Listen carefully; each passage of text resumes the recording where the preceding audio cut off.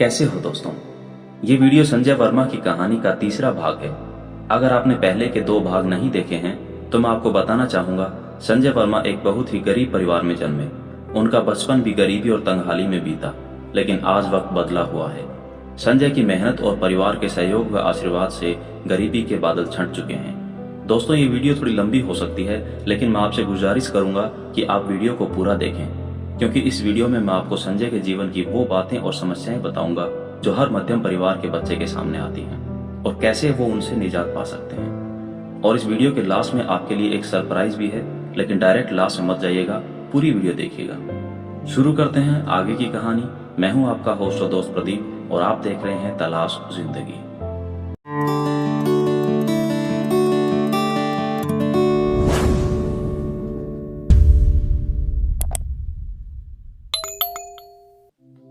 संजय की कहानी हम अलग अलग वृतांतों के रूप में संजय के शब्दों में सुन रहे हैं।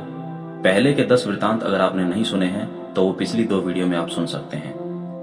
शुरू करते हैं आगे का वृतांत। वृतांत 11, प्रेरणा।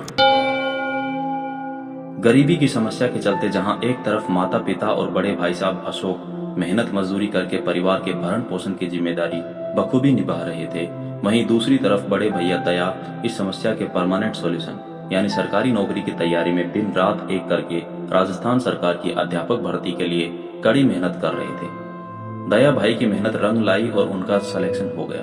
परिवार के लिए एक उम्मीद की किरण जाग चुकी थी। गरीबी निवारण का बीज अंकुरित हो चुका था। भाई की सफलता ने मुझे मेहनत करने के लिए एक दिशा दे दी थी, मुझमें हौसला और जज्बा भर दिया था। वृतांत 12, साइंस स्ट्रीम और असमंजस। 10वीं कक्षा में मैंने अच्छे अंक प्राप्त किए और ये तय हुआ कि आगे की पढ़ाई साइंस स्ट्रीम में की जाए। अध्ययन शुरू हो गया। सरकारी स्कूल में पढ़ता था तो पढ़ाई में किसी तरह की कमी ना रहे, ये सोचकर दया भैया ने ट्यूशंस लगवा दी। 12वीं कक्षा के इम्तिहान के बाद दुविधा यह थी कि बीएसटीसी और जेबीटी की तैयारी द्वारा शिक्षक भर्ती की तैयारी की जाए या फिर 44,000 सालाना फीस वाली इंजीनियरिंग के कॉलेज में एडमिशन के लिए प्रवेश परीक्षा की तैयारी की जाए।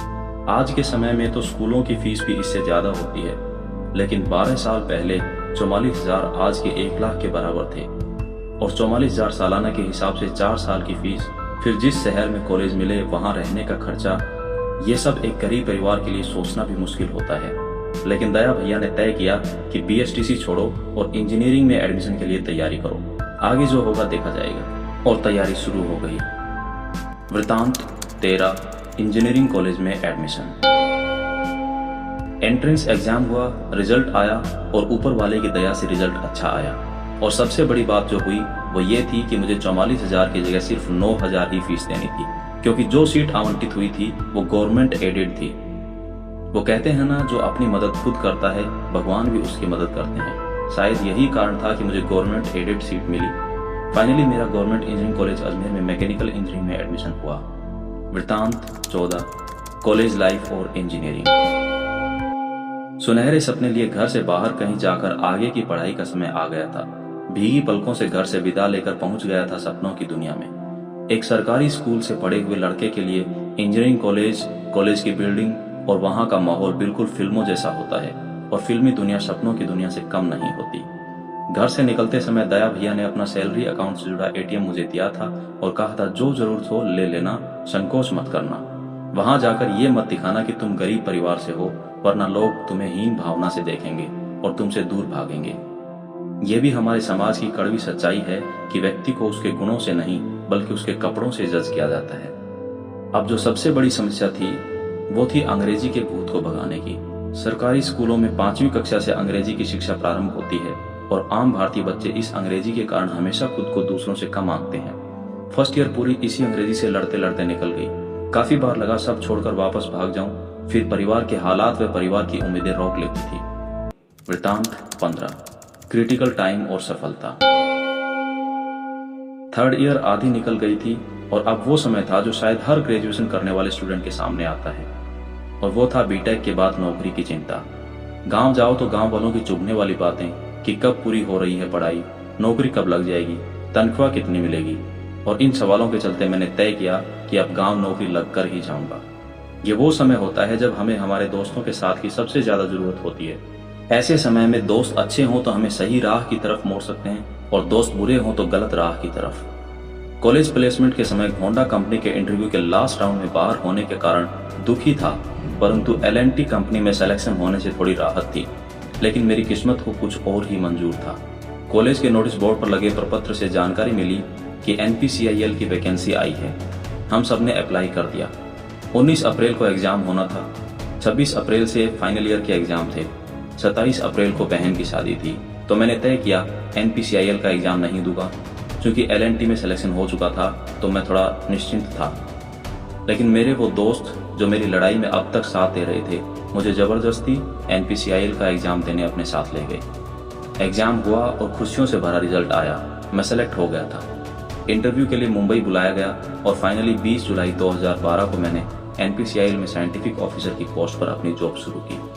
तो दोस्तों, ये थी संजय की कहानी। दोस्तों, ये कहानी कड़ी मेहनत और मेहनत से उपजी किस्मत दोनों का मिश्रण है। जो लोग केवल किस्मत के भरोसे रहते हैं, उन्हें किस्मत भी साथ नहीं देती है। मेहनत का कोई विकल्प नहीं है। जो मेहनत करते हैं उन्हें जीवन में बहुत सारी विफलताओं के बाद भी अंततः सफलता जरूर मिलती है, बशर्ते वो मेहनत करना ना छोड़ें। कैसी लगी आपको कहानी, कमेंट सेक्शन में जरूर बताना। और अब समय है सरप्राइज का, तो लीजिए मिलिए खुद संजय वर्मा से। नमस्कार दोस्तों, मैं संजय वर्मा, आपका शुभचिंतक। आप सभी का धन्यवाद करना चाहता हूं कि आपको मेरी कहानी पसंद आई। हो सकता है कुछ मित्रों को मेरी कहानी में बताई हुई कुछ बातें झूठी लगी हों, कुछ तथ्य असत्य लगे हों, लेकिन मैं आपको भरोसा दिलाना चाहता हूं कि मेरी कहानी में बताया हुआ प्रत्येक तथ्य सत्य है। मेरा परिवार कठिनाई से भरे हुए समय से गुजरा है और आज शिक्षा और मेहनत के बलबूते पर बहुत अच्छे से जीवन यापन कर रहा है। इस कहानी को आप लोगों से साझा करने का उद्देश्य किसी प्रकार की सम्मान प्राप्ति की अभिलाषा नहीं है। इस कहानी को साझा करने का एकमात्र उद्देश्य आपको कठिनाइयों से डटकर लड़ने का, डटकर सामना करने का के लिए प्रेरित करना है।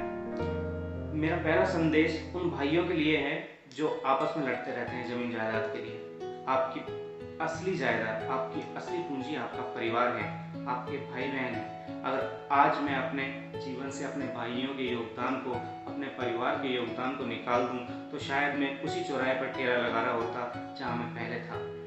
दूसरा संदेश मैं उस बच्चे को देना चाहता हूं जो शायद आज संघर्ष करते करते थका हुआ सा महसूस कर रहा हो। मित्र, संघर्ष के बिना सफलता का स्वाद नहीं है। संतुष्ट जीवन के लिए संघर्ष का होना अति आवश्यक है। आप अपनी प्रतिभाओं को पहचानें और आत्मविश्वास रखें और उन कठिनाइयों का डटकर सामना करें। मेरा भरोसा है कि आपके जीवन में भी एक दिन सफलता का सूर्योदय जरूर होगा। इस चैनल का उद्देश्य आपको इस प्रकार ही प्रेरित करना है, इसलिए आप इस चैनल को सब्सक्राइब करें, इसकी वीडियोस को लाइक करें, शेयर करें और अगर मेरी कहानी आपके दिल तक पहुंची हो तो इस वीडियोस को लाइक करें, शेयर करें। अगर आपके मन में कोई सवाल है तो आप इन वीडियोस के कमेंट सेक्शन में जाकर के आप अपने सवाल पूछ सकते हैं। मैं आपके सवालों का जवाब जरूर दूंगा, मुझे इंतजार रहेगा। इन्हीं शब्दों के साथ मैं अभी के लिए आपसे विदा लेता हूँ। धन्यवाद।